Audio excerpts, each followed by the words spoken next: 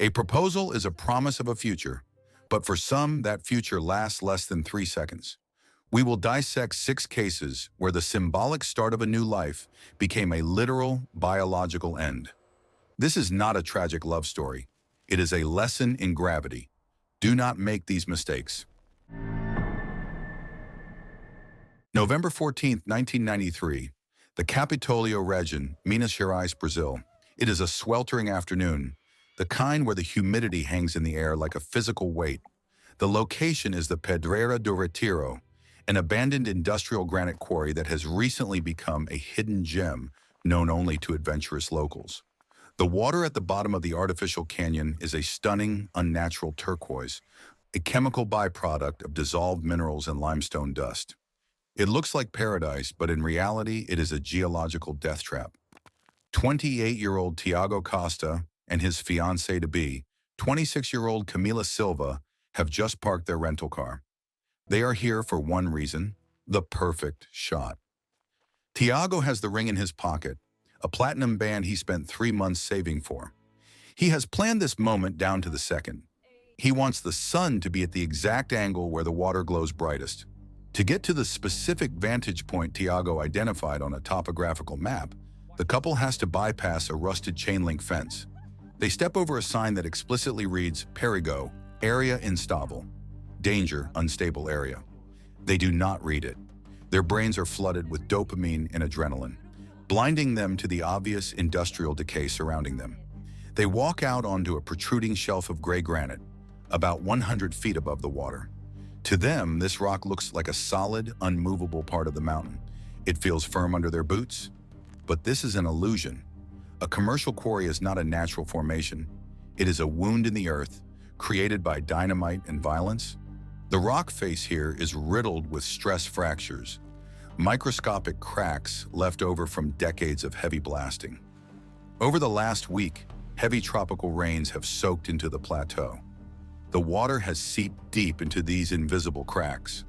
This triggers a physical process known as hydrostatic pressure. The trapped water acts like a hydraulic wedge, silently pushing the rock apart from the inside with immense force.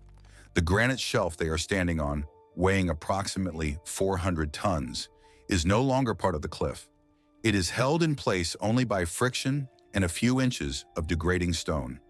It is a ticking time bomb, waiting for a final trigger. Tiago sets up his tripod. He frames the shot. Camilla stands near the edge, her dress fluttering in the breeze, smiling at the horizon. She feels safe. She trusts the ground beneath her feet because human beings have a cognitive bias that equates stone with stability. Tiago hits the record button on the camera. He walks toward her, his heart pounding. He reaches into his pocket and pulls out the velvet box. He looks at her, takes a deep breath, and drops to one knee. This is the moment. The kinetic energy of his knee striking the granite is negligible, a matter of roughly 50 joules. But in physics, there is a concept called the tipping point. The friction holding the massive slab in place has already been reduced to zero by the water pressure. The vibration from his knee is the final variable. A sound tears through the air, a sharp, deafening crack, like a gunshot amplified 1,000 times. It is the sound of geology surrendering to gravity. Before Camilla can even register the noise, the world tilts. The entire ledge, a massive rock the size of a 2-story house, shears off the cliff face. They do not just fall. The ground they are standing on becomes a falling elevator. The sensation of weightlessness is immediate and terrifying. For exactly 2.4 seconds, they are in freefall. The human brain processes visual information in 13 milliseconds, which means they have enough time to realize exactly what is happening. They see the turquoise water rushing up to meet them at 60 miles per hour. The romance of the moment evaporates, replaced by primal biological panic. The impact is catastrophic. When a human body strikes water from this height, the surface tension of the liquid acts like solid concrete. The deceleration is too rapid for human physiology to withstand. Upon impact, the massive slab of granite shatters the surface tension, creating a chaotic churning of white water and stone. Tiago and Camilla are caught in the impact zone between the falling rock and the lake surface. The medical reality is clinically brutal but instantaneous. The force of the impact causes immediate, massive structural failure of the skeletal system. Their internal organs are subjected to fatal deceleration trauma, causing the heart and lungs to cease functioning instantly. There is no drowning, there is no struggle for air. The neural pathways responsible for pain are interrupted before the brain can even process the signal. It is a lights-out event. The massive debris field from the rock slide pushes their bodies deep underwater, trapping them beneath a tomb of broken granite on the lake floor. Above the surface, the water churns violently for a minute, white foam mixing with the dust of the pulverized rock, before slowly settling back into a calm, mocking turquoise stillness. Up on the cliff edge, 10 feet back from where the shelf broke off, the camera is still standing on its tripod. It remains perfectly balanced. The red light blinks steadily, recording the empty space where two lives existed just seconds ago. It captures the dust cloud, the rippling water, and the returning silence. The proposal was successful in one tragic sense. They are now together forever, buried in the place they chose for its beauty, victims of their own assumption that the earth would wait for them. October 8, 2011. The biting, damp chill of a late autumn evening settles heavily over the sprawling Severnoye Chernovo residential district in southern Moscow. The skyline is dominated by endless rows of identical, monolithic concrete high-rise apartment blocks, the gray remnants of Soviet-era brutalist architecture. On the 9th floor of one of these massive residential towers, a loud, energetic celebration is taking place. The apartment belongs to close friends of 26-year-old Yevgeny Volkov and his 24-year-old girlfriend, Anastasia Petrova. The heavy bass from the electronic dance music inside thumps rhythmically against the vibrating window glass. But out on the narrow open-air balcony, the city noise is a distant, muted hum. Yevgeny has chosen this specific, isolated moment to escape the crowded, smoky party for a breath of fresh air. He has a much more significant intention in mind. He nervously lights a cigarette, takes a single drag to calm his nerves, and then tosses it away into the night. He turns to Anastasia, reaches deep into his jacket pocket, and pulls out a small black velvet ring box.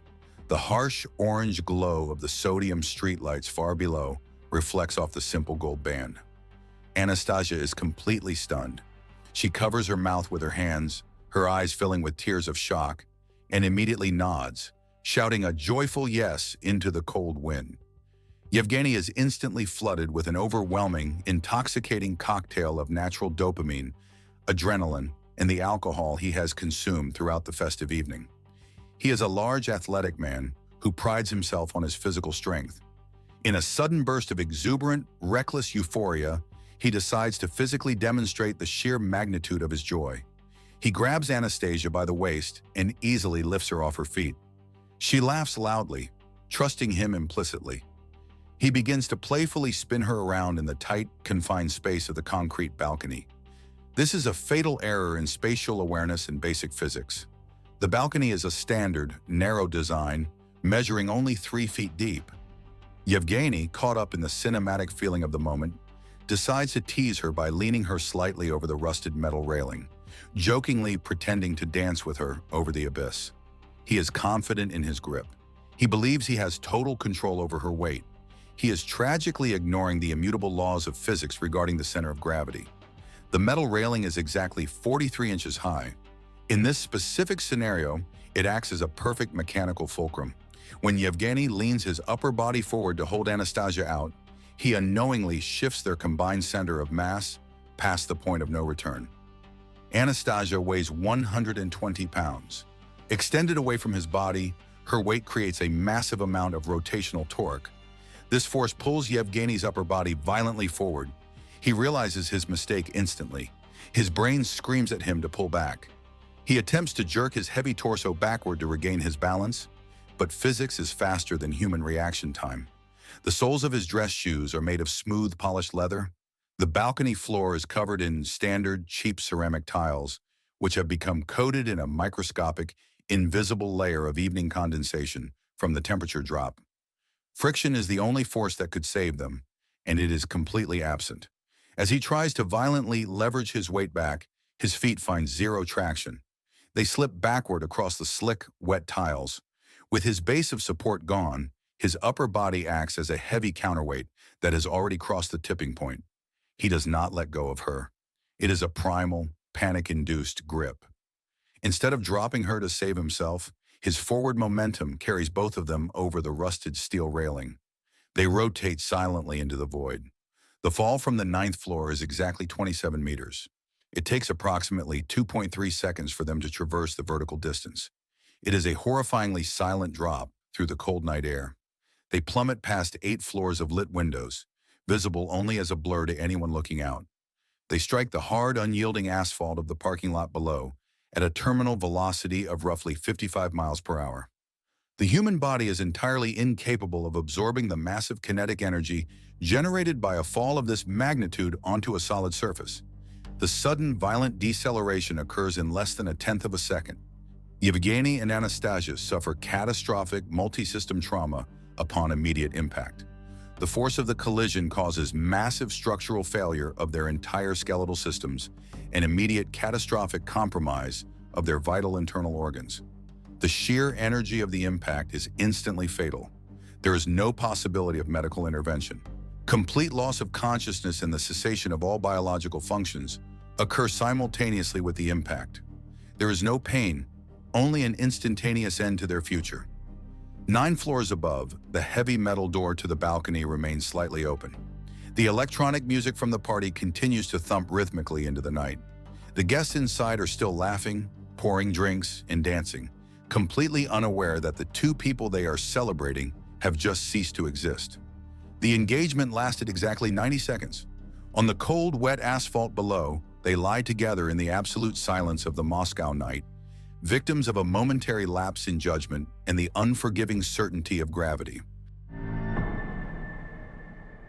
February 12, 2002. The freezing, thin air high in the remote backcountry of the French Alps is heavy with absolute silence. The morning sun reflects blindingly off a pristine, completely untouched ocean of deep white powder. There are no mechanical chairlifts humming in this isolated sector. There are no loud crowds or groomed tourist paths. There is only the jagged granite of the surrounding peaks and the biting wind. The ambient temperature sits at a brutal 14 degrees Fahrenheit. Every single breath forms a thick cloud of white vapor. This aggressive, completely unforgiving isolation is exactly what 29-year-old Elias Weber meticulously planned for. He and his 27-year-old girlfriend, Clara Hoffman, are highly experienced backcountry skiers. They have deliberately hiked for over 40 minutes away from the marked, avalanche-controlled resort boundaries. They are actively seeking the ultimate, visually flawless backdrop. Elias is intensely focused on finding the perfect, dramatic stage to ask the most important question of his life. He finally comes to a stop near the exact center of a steep, unskied mountain bowl. Clara glides to a smooth stop next to him. Her cheeks are flushed bright red from the cold and the heavy physical exertion. They are entirely alone at an altitude of over 9,000 feet. To a normal person, the massive slope of white snow looks like a solid, permanent geological fixture. It looks peaceful, static, and undeniably safe. But a mountain snowpack is actually a highly complex, deeply unstable physical structure. Over the past 3 weeks, distinct layers of different snow types have accumulated. At the very bottom, resting directly against the bedrock, is a layer of loose, sugary ice crystals. This layer is known as hoarfrost. These fragile, microscopic crystals act exactly like millions of tiny glass ball bearings. Resting directly on top of these icy marbles is a massive, heavy slab of dense, wind-packed snow. It is literally millions of tons of frozen weight held in place by nothing but a tiny amount of physical friction. This is the exact textbook definition of a slab avalanche waiting to happen. The heavy top layer of dense ice is stretched tight across the mountain face like a massive rubber band. Elias and Clara are standing directly on the geometric center of the slope. This is the absolute weakest point of the entire frozen structure. Their combined body weight has already pushed the underlying friction to its absolute physical limit. Elias slowly unclips his heavy plastic ski boots from his bindings. He sinks deeply into the soft, yielding powder. He takes a deep breath and slowly drops down to one knee. He pulls off his insulated winter glove. He reaches into his waterproof jacket pocket. He pulls out a small wooden ring box and opens it directly toward Clara. She gasps loudly, immediately pulling her tinted goggles up to her forehead. Her eyes grow wide with absolute shock as she realizes what is happening. Overwhelmed by a sudden rush of adrenaline, she physically jumps up in her heavy boots and lets out a long, piercing, high-pitched scream of absolute happiness. In a normal environment, a human voice cannot move mountains. But this specific slope is already hovering at 99.9% capacity just from the concentrated weight of their bodies. The sharp acoustic vibration from her loud scream, combined with the sudden, heavy kinetic jolt of her jumping, acts as the final microscopic push. It instantly shatters the fragile ice crystals buried deep below their heavy boots. A deep, hollow crack aggressively vibrates upward through the thick soles of their feet. It is the terrifying sound of the entire mountain structure failing all at once. A jagged fracture line instantly shoots horizontally across the snow exactly 50 feet above their heads. The millions of tons of dense white snow suddenly lose all underlying friction. The entire slope violently detaches from the mountain. The massive slab does not slide slowly. It accelerates violently and immediately. Within 3 short seconds, the moving wall of heavy ice reaches a catastrophic speed of 80 miles per hour. Elias and Clara have absolutely no time to physically react.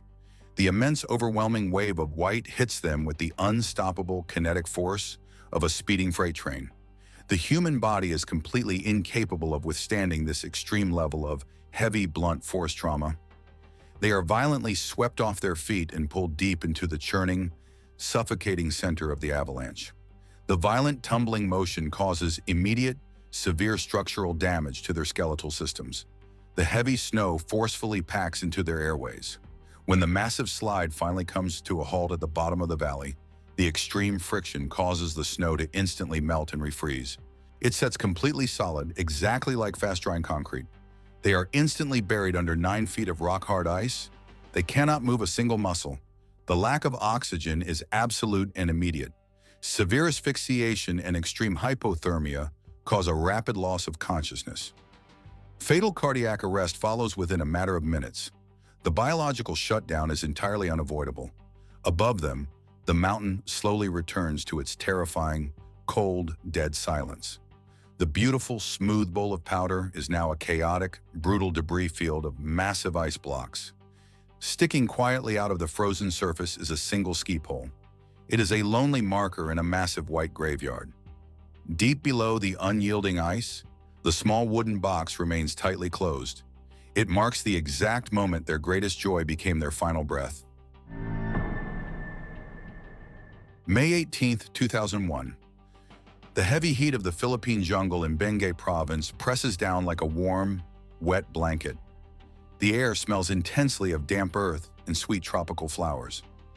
Exactly 80 feet below, the fast-moving white waters of a mountain river roar loudly through a deep stone gorge. Suspended high above this rushing water is an old rustic pedestrian footbridge. It stretches 150 feet across the wide gap. It is constructed of thick steel cables and heavily weathered wooden planks.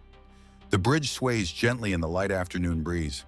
25-year-old Mark Reyes and his 24-year-old girlfriend, Chloe Santos, stand exactly in the center of the swaying span. Mark is deeply focused on creating the ultimate romantic adventure. He chose this isolated location because the moss-covered ropes look incredibly beautiful in photographs. He is completely fixated on the perfect visual aesthetic. He is entirely ignoring the harsh reality of structural engineering.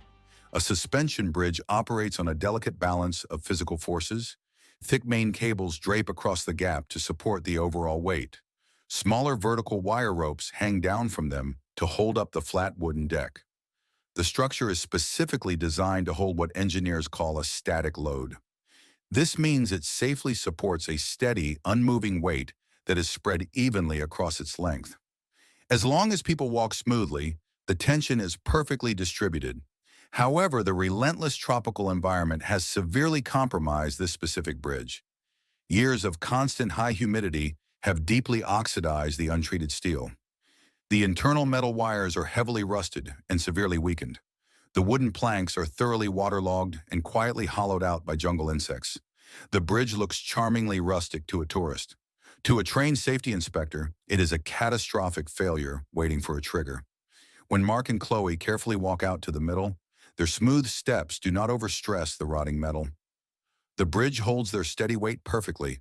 They feel completely safe. Mark slowly lowers himself to one knee directly over a heavily weathered wooden plank. The old wood groans quietly under the pressure, but it holds firm. He smiles nervously, looks up at Chloe, and opens a small velvet box. The shiny silver ring catches the dappled jungle sunlight. Chloe gasps sharply. She covers her face with both hands, overwhelmed by a sudden rush of pure joy. She screams a happy, tearful yes. In a massive burst of adrenaline, she does not simply reach down to hold his hand. She violently lunges forward into his arms. They embrace tightly in the absolute center of the narrow walkway. Completely overcome by the euphoric moment, they joyfully jump up and down together while hugging. This sudden, violent motion fundamentally changes the rules of physics. It instantly transforms their combined body mass from a safe, steady weight into a highly dangerous, dynamic point load. By jumping and landing simultaneously, they temporarily multiply their downward force by 3. They concentrate all of that heavy, aggressively moving energy onto a single, severely weakened section of the wooden deck. It acts exactly like a massive hammer blow hitting a fragile sheet of glass. The rotting materials simply cannot absorb this aggressive mechanical shock. A terrifying loud metallic snap echoes over the rushing river. 2 rusted vertical suspender cables on the left side violently break under the sudden extreme tension. The wooden plank directly beneath their jumping feet shatters instantly. The entire middle section of the bridge abruptly twists sideways. The floor simply drops out from under them. Gravity takes over in a fraction of a second. Mark and Chloe do not let go of each other. They fall through the humid air, tightly locked in a desperate embrace. The terrifying vertical drop of 80 feet lasts exactly 2.2 seconds. Time slows down as the raging river races up to meet them. They violently strike the massive, unyielding river boulders at the bottom of the gorge. The human body is entirely incapable of surviving this sheer magnitude of sudden deceleration. The downward impact speed easily exceeds 45 miles per hour. They suffer massive, catastrophic, blunt force trauma upon immediate contact with the solid stone. The extreme kinetic shock instantly compromises all of their vital internal organs. It causes non-survivable structural failure of their entire skeletal systems. Complete loss of consciousness is absolute and occurs within a single microsecond. Fatal cardiac arrest follows immediately. There is no prolonged biological suffering, only a sudden, permanent cessation of life functions. High above the rocky riverbed, the broken suspension bridge swings wildly back and forth. The violently snapped steel cables scrape loudly against each other in the wind. The beautiful engagement ring slips silently from the shattered wooden deck. It drops quickly into the fast-moving water below, immediately lost to the river forever. The jungle insects slowly resume their loud, rhythmic buzzing. The deep forest acts as a cold, indifferent witness to the sudden human tragedy. January 15, 1992. The biting, sub-zero wind sweeps aggressively across the flat surface of a secluded, frozen lake in Alberta, Canada. The air temperature hovers at a brutal 10 degrees below zero. The surrounding pine trees stand completely motionless under a heavy blanket of fresh white snow. The only sound echoing across the desolate valley is the sharp, rhythmic scraping of steel blades, violently cutting into hard black ice. 28-year-old Liam Miller is breathing heavily. His warm breath forms thick clouds of white vapor in the freezing winter air. He has spent the last 45 minutes meticulously skating in tight, intricate circles near the center of the lake. He is completely focused on executing a grand romantic gesture for his 26-year-old girlfriend, Sarah Jenkins. Liam is physically carving the words, "Will you marry me?" directly into the frozen surface of the lake. He wants the moment to be an unforgettable, picture-perfect surprise. However, his total obsession with this romantic visual has entirely blinded him to the harsh laws of physics. Solid lake ice naturally forms as a uniform, continuous sheet. When it is perfectly clear and unbroken, A thickness of merely 4 inches can safely support the distributed weight of several adult humans. The ice acts as a rigid, weight-bearing bridge over the freezing liquid water below. But ice is an incredibly brittle structure. It is highly vulnerable to deep surface scratches. A professional steel figure skate blade is essentially a heavy, razor-sharp metallic wedge. It focuses a person's entire body weight onto a microscopic surface area. By aggressively carving large, deeply intersecting letters in a tight circle, Liam has unknowingly performed a fatal mechanical error. He has used his steel skates exactly like a diamond glass cutter. He has etched a complex web of deep stress fractures into the exact center of the ice sheet. He has systematically destroyed the structural integrity of the very spot where he plans to propose. Sarah finally skates out from the distant shoreline to meet him. She glides smoothly toward the center of the lake. Her cheeks are flushed bright red from the biting cold. She looks down at her feet and slowly reads the massive letters scratched into the ice. She stops abruptly right in the middle of the carved question mark. She gasps loudly, immediately covering her mouth with her thick woolen mittens. She is completely overwhelmed by a sudden rush of pure adrenaline and joy. She happily nods her head. Liam smiles warmly and skates directly up to her. They are now standing shoulder to shoulder inside the severely compromised, weakened circle of fractured ice.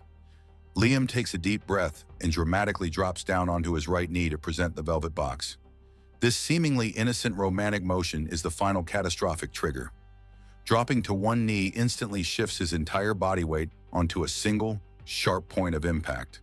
The concentrated downward force hits the exact intersection of the deeply scored ice lines. A terrifying, deep ping reverberates loudly through the frozen lake. It is immediately followed by a loud, violent, tearing crack. The heavily fractured ice sheet instantly shatters like a violently broken mirror. The solid floor simply vanishes from beneath their feet. Liam and Sarah plummet straight down into the pitch-black water. The water temperature is exactly 32 degrees Fahrenheit. The human biological reaction to sudden extreme cold immersion is violently involuntary. It is medically known as the cold shock response. The sudden thermal impact on their exposed skin causes an uncontrollable, automatic gasp reflex. Instead of holding their breath, they immediately aspirate freezing water, bypassing the body's defenses. Panic sets in instantly. The icy water aggressively pulls the heat away from their bodies 25 times faster than cold air. Their blood vessels rapidly constrict, aggressively shunting all warm blood directly to their vital internal organs. Within mere seconds, they completely lose all motor control in their freezing arms and legs. Their heavy winter clothing creates a secondary, fatal physical problem. Thick wool sweaters and insulated down jackets quickly absorb gallons of freezing water. The saturated winter gear instantly adds over 40 pounds of dead weight to their sinking bodies. They are completely paralyzed by the freezing temperatures and heavily weighed down by their own clothing. They physically cannot swim to safety. They cannot pull themselves up onto the slippery, constantly breaking edges of the black ice hole. Complete submersion occurs rapidly. Severe hypoxia sets in as their oxygen supply is entirely cut off. Absolute loss of consciousness happens in less than 90 seconds. Fatal cardiac arrest follows almost immediately due to the extreme thermal shock and complete asphyxiation. There is no drawn-out struggle, only a rapid, permanent cessation of all vital biological functions.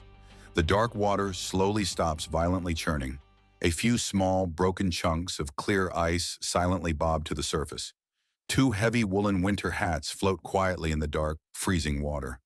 Deeply carved into the surrounding white ice, the incomplete question remains permanently etched into the surface. The freezing Canadian wilderness reclaims its absolute indifferent silence. June 22, 2014. The deafening rhythmic roar of millions of gallons of rushing water dominates the heavy, humid summer air in the remote backcountry of the Pisgah National Forest in North Carolina. The mist from the massive 60-foot waterfall creates a permanent, shimmering cloud that hangs heavily over the dark, churning pool below. The ambient noise level is so intense that it is physically impossible to hear a human voice from more than 3 feet away. The massive granite boulders surrounding the precipice are ancient, smooth, and deceptive. They have been polished by centuries of relentless erosion and are coated in a microscopic invisible layer of green river algae and biological slime. This slippery biofilm acts exactly like high-grade industrial grease. It reduces the coefficient of friction on the stone surface to near zero. Despite the obvious physical danger, 27-year-old Jason Miller is determined to secure the ultimate cinematic engagement photograph. He has led his 25-year-old girlfriend, Emily Carter, off the designated safety trail. They have deliberately climbed over a weathered wooden safety barrier to stand directly at the very edge of the roaring cataract. Jason wants the violent, falling water to be the perfect, dramatic backdrop for the most important moment of his life. He is completely fixated on the visual aesthetic of the scene. He is tragicomically ignoring the lethal hydrodynamics operating just inches from the soles of his hiking boots. The water here is moving at a speed of roughly 30 feet per second. It exerts a relentless, crushing force capable of knocking a full-grown man off his feet with the power of a battering ram. Jason's heart is pounding violently against his ribs, a mix of nervous anxiety and adrenaline. He carefully positions Emily so she is facing away from the drop, looking out toward the forest. He takes a deep, shaky breath and reaches into his cargo shorts pocket. His hands are trembling slightly, slick with nervous sweat in the ambient river mist. He pulls out the small black velvet ring box. As he attempts to snap the lid open to reveal the diamond, his thumb slips on the moisture. The box jerks awkwardly in his grip. The platinum ring, worth 3 months of his salary and representing his entire future, pops loose from its velvet slot. It bounces once on the wet granite and slides toward a small, water-filled crevice just inches from the raging main current. It stops there, teetering precariously on the edge of the abyss. Time seems to freeze for Jason. His brain is instantly hijacked by a primal, panicked impulse to save the valuable object. He does not think. He reacts. He lunges forward, dropping to his knees and reaching out his right hand to grab the metal band before the water takes it. This is a fatal calculation. In his desperation, he shifts his center of gravity too far forward over the wet, algae-covered slope. As his knees hit the stone, the biological biofilm betrays him. There is zero traction. He does not stop moving. His forward momentum carries him past the point of no return. His hand brushes the ring, knocking it into the water, and his body follows instantly. Emily screams, turning around just in time to see his boots disappear over the lip of the falls. Jason enters the main vertical column of the waterfall. He falls 60 feet alongside the thousands of tons of crashing water. The physics of a waterfall landing are brutal and often misunderstood. The water at the bottom of a falls is highly aerated, meaning it is roughly 50% air bubbles and 50% liquid. This white water is significantly less dense than regular swimming water. It provides almost no buoyancy. When Jason strikes the surface, the physics of flotation do not apply. He does not float. He plunges deep underwater, driven down by the immense weight of the falling river on top of him. He impacts the submerged boulders at the bottom of the plunge pool with catastrophic force. The collision causes massive blunt force trauma to his head and upper torso, rendering him instantly unconscious. The hydrodynamics of the pool create a dangerous phenomenon known to kayakers as a hydraulic boil or a keeper. The recirculating current traps objects at the bottom, tumbling them in a violent, endless loop like a washing machine. Jason's unconscious body is caught in this underwater cycle. He is pinned against the riverbed by the relentless pressure of the falling water. He never resurfaces. Fatal drowning occurs within minutes, superimposed on his traumatic injuries. Above, on the wet rocks, Emily stands alone in the deafening roar. The mist continues to rise, indifferent to the tragedy. The ring, the symbol of a promise that will never be kept, is now just another piece of cold metal lost in the deep, dark sediment of the river, resting silently next to the man who died trying to save it. You just watched 6 couples die at their moment of triumph. Now be honest, what did you really feel?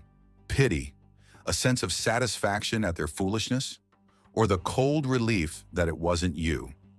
Your first instinctive emotional response. That's the real you. Describe it in one word in the comments. Let's see how many cold observers are really out there.